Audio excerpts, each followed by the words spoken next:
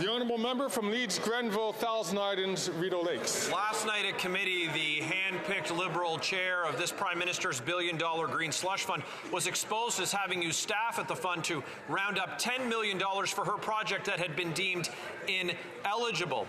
And then she literally ran out of the committee, shutting off the cameras because she didn't want to answer any more questions. This NDP Liberal government failed to protect taxpayers from embezzlers and swindlers to the tune of $150 million. After 8 years, this Prime Minister isn't worth that cost. When will Canadians get back their missing millions? The Right Honourable Prime Minister. Mr. Speaker, the Minister of Innovation has already accepted the resignation of the CEO and chair.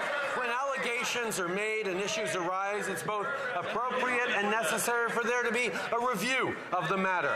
Those investigations and reviews are currently underway, and we look forward to the results of those investigations.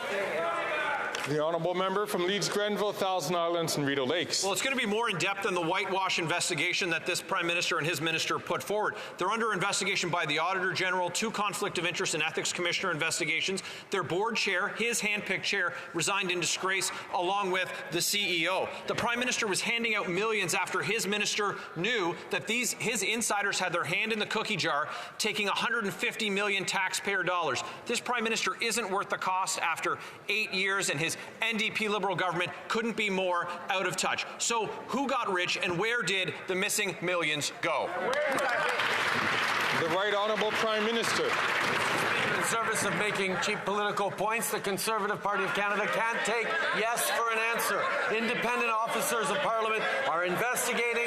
A third-party review of the allegations is underway, and we're committed to ensuring organizations which receive federal funding adhere to the highest standards of governance. Mr. Speaker, when it comes to fighting climate change and drawing in investments from around the world, we have a plan, we have a focus on doing it in the right ways that's going to grow the economy and support Canadians. The Conservatives have no plan whatsoever. All they can do is try and play partisan political games. That's right. The honourable member from South Shore, St. Margaret's. The Minister of Industry for 35 months as minister on this file. And the Prime Minister's hand-picked chair of the Green Slush Fund admitted last night that she tried to get $2.2 million of taxpayer money funneled to the Visharian Centre Vanity Project from the fund she chairs. Then she got the employees of the Slush Fund to get another $10 million for the Visharian Vanity Project from Liberal ministers. She took the money and ran.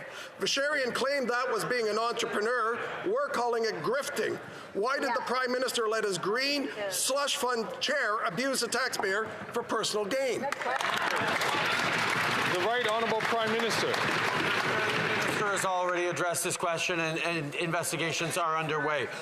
But the work we are doing on fighting climate change is already cutting pollution while building a strong and competitive economy. While we work to advance our ambitious climate action, the Conservative Party has no plan because fighting climate change simply doesn't matter to them.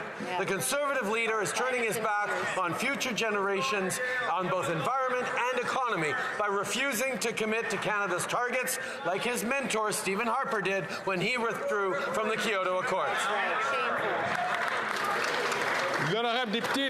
The honourable member from Mégantic-L'Érable. After 8 years of this Prime Minister, Liberal friends are still lining their pockets. The $1 billion Green Slush Fund was confirmed by explosive testimony from a courageous whistleblower. Do you remember the Bye-Bye Boss advert from Little Quebec when someone leaves their job because they won the lottery? Well, that's what the former chair of the Green Fund, appointed by the Prime Minister, did.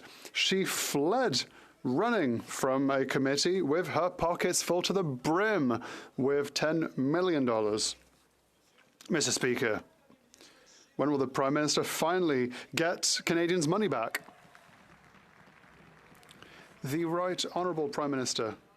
Mr. Speaker, the Minister has already addressed this issue. There's an investigation underway.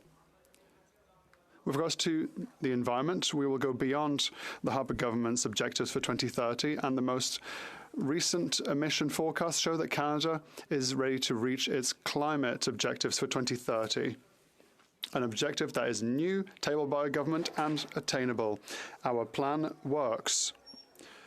The Conservatives' plan that encourages emissions will only benefit large companies that repeat the same slogans as he does. The